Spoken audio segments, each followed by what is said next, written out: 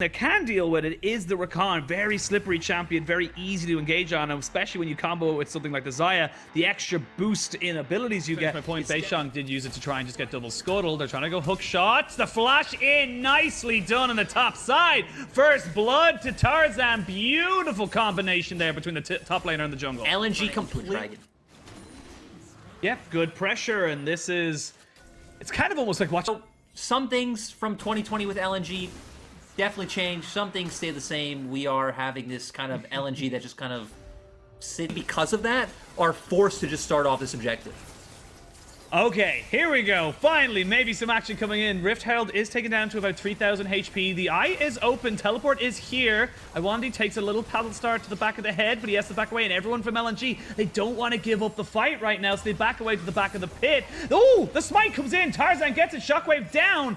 Do they get the Rift Herald at the end of it? You can see Team WE, they're trying to just hold this for about 20 seconds. It's posturing for the sake of posturing. Iwandi's had enough, and he jumps in with the quickness. They're going to be forcing the Xayah ult out straight away. Shanks force the flash away. Iwandi does fall. The first kill in about 10 minutes has fallen down as Light picks up missing. It's supports for mid laners, for junglers, for everybody. As they see Camille getting a double, it's just Shanks left off on the backside with his ADC. It's a lot of ultimates still down for both sides. This is a bit of a risky biscuit for both ends. You can see Breathe just trying to keep his enemy top laner away, keep him at arm's length. They're going to try and see if they can get the steal now. As Iwandi finally gets the quickness now, that's the steal coming in for the side of Team WE. They will give up the beef man for hamburgers over the side of LNG onto this mid lane turret, as there is only Jomong here against a 3-man strong. Oh, as I say that, Missing is here, jumps straight in on top of Iwandi and on top of Light. He has got the unbreakable will, but he will be broken down straight away. No one was ready for the time being. They have a Shurima's Revelry on top of Iwandi, and you can see he's going off to the backside, but this dragon is being bursted down. TP comes in. There's the quickness. He's trying to see if he can cape it away, but no. Infernal Soul is in the back pocket of Team WE. They will lose the cow again, but can they gain anything else from it? They got the objective they wanted. Tarzan is on the back now of the pit. They know where Makuya is. They do not want to have to deal with him. They are trying to just push in on top of him. Whoa, there we go. Jomong takes that ultimatum straight away, but he has no fear as he jumps on top of the top laner of LNG. But the Infernal Soul now for Team WE, they are in the driver's seat. Yeah, really decisive play coming from Team WE, and they're not done. No, they're going to have to see now Light use the flash, but there's nowhere for him to go. They're going to get Tarzan jumping straight in on top of Jomong. Goes golden to keep himself alive. The paddle star from the back end. Shanks takes him down. And now Baron could be on the cards for Team WE. And you said, hey, if they get that dragon, you know, they could potentially try to close out within the next 5 minutes. That dragon turns into some picks, which now turns into the Baron. And now, you know, you're set up well for your prediction of this game ending soon, Penguin. This is a massive, massive swing. The gold might not say it just yet, but this is huge for Team WE. They've got WE are sending their resources. They can't break down these turrets fast enough. And we're just going to send Makuya to the other side, keep letting him get strong, because he's getting to a point where he potentially can start solo killing Breathe and looking for those dives. Yep, and the big that he felt like he had to take the hook shot, but now that they've committed onto the top mid lane on top of the top laner, they actually let the Elder Drake go down to 3,000 HP. I think this is gone. Tarzan's nowhere near this. Yeah, WE get it. Yeah, they get it, and they start the fight. They're jumping straight in with the Pulverize, and Iwandi is dead. It's a double kill straight away for Jomong. The Camille is dead off the backside, and we talked about how you cannot let this Infernal Soul go. It just puts you on such a massive timer. 4 people dead, a triple for Jomong, and Team WE, they're going to be able to end this game right here, right now. And WE kept their head in the game. They knew it was all about the dragon plays all along. We're still going to see Icon on our screen go down, but I don't think it matters all that much. Again, WE had a game plan. They kept taking the Drakes. They knew where they were strong. They played as a unit, the characteristics of WE that we know and love. Oh, he will get out. The TP comes in and he gets himself to safety. But to what have it, well, you know, you get to safety, but at what cost? Your base is in tatters. They will have Iwandi coming back, but now with the Elder Drake up for another minute and 30 seconds, you can see WE turn onto the Baron, go into those top and mid lanes and get them pushed in. This game is as good as done. They will make a miracle for LNG to come back. Yeah, 7K gold lead as well, so they're all going to be ahead in items.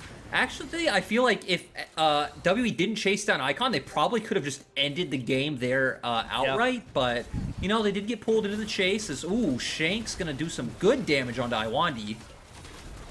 Iwandi needs to just walk away. You're a con. If you do not have your engage, there is no reason for you. 30 seconds or a little bit less on the Elder Drake. They got themselves over 2 minutes on the Baron buff.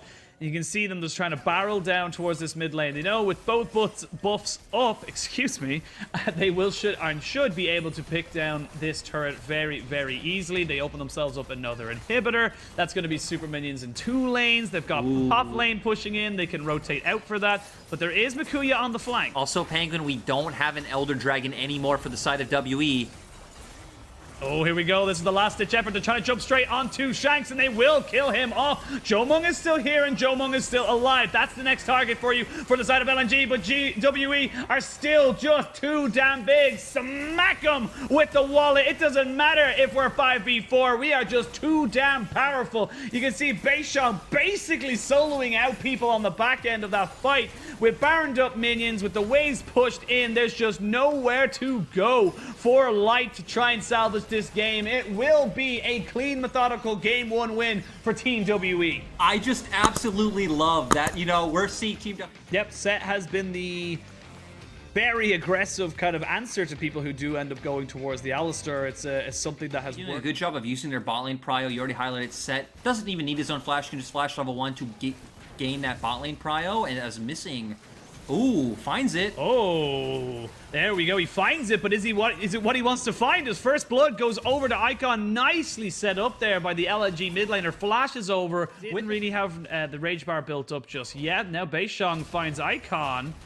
They are going to try and see if they can take out this mid laner who has no flash. Flash burnt there by Breed to block up any escape with the Justice Punch, and they equal up the kills. Yeah, nice play coming out from Beishang. It is pretty surprising. I don't think LNG expected it. Of course, they do know that Beishang's top camps are up, but maybe thinking he would path towards the bottom side and start playing for that dragon. But now Shank's working his way up as well. They might go for this dive.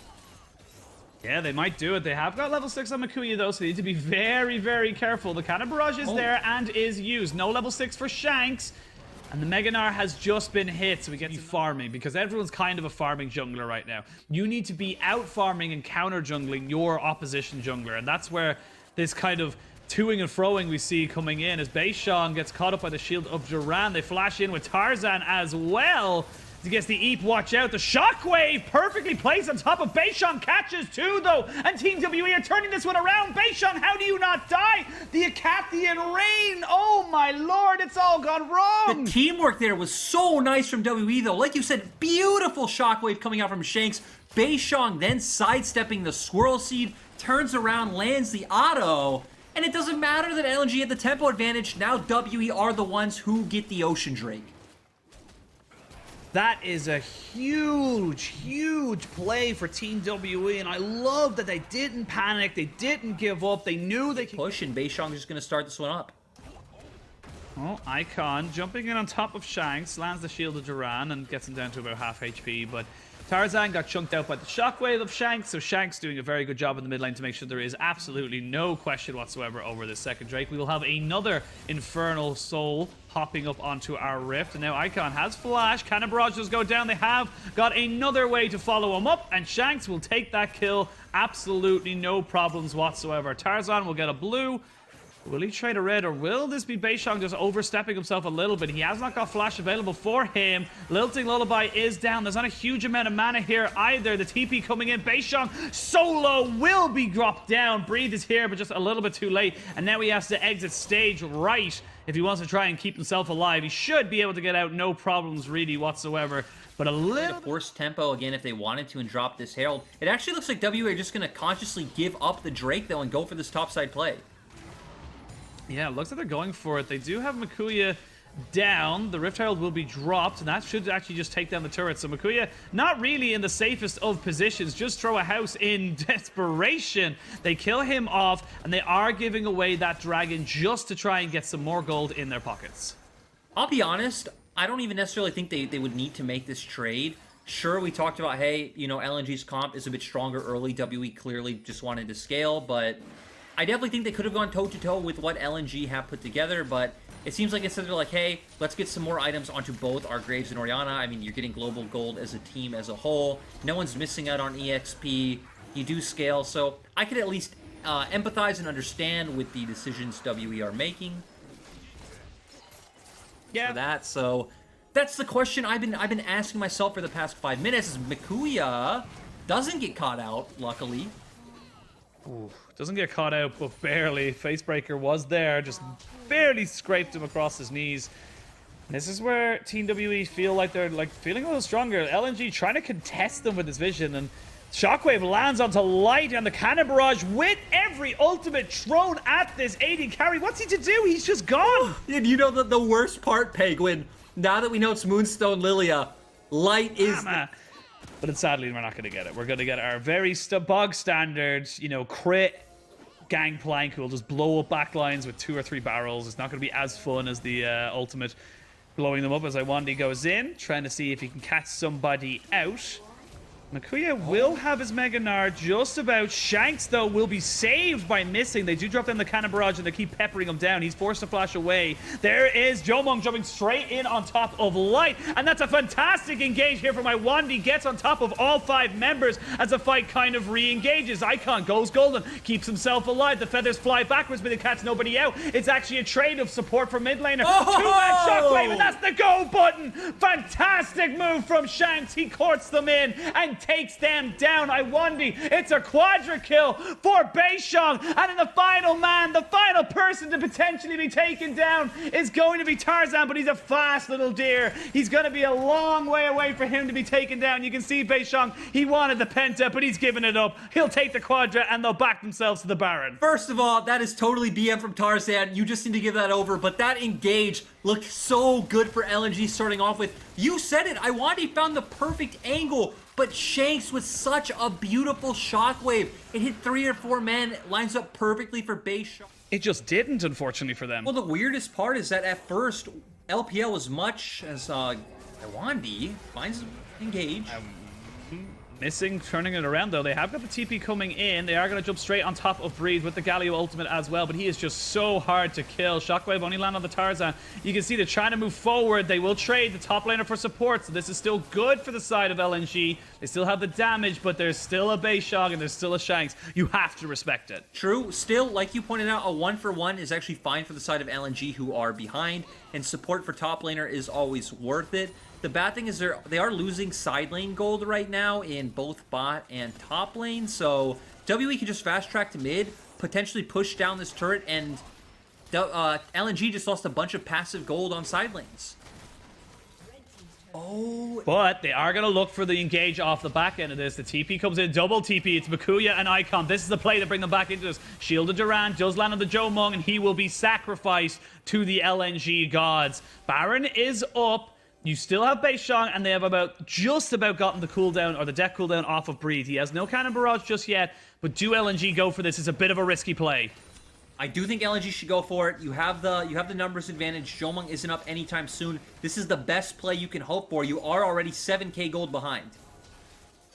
Your 7k gold, this is the Hail Mary. You're throwing it downfield. Do you get that 80-yard touchdown pass, or do you fall flat on your face? I'll have to wait and see. Baron, 3,500 HP. Beishong finds himself at the back of the pit. He goes in. He's going to be able to... He steals it! And he gets the kill! There's 2 straight off the back, and Beishong is just a monster. A triple for him. And they Baron steal to boot. Beishong says, Tarzan, welcome to the LPL. Penguin, what could you do when he had... Oh god, Icon. Oh god, Icon.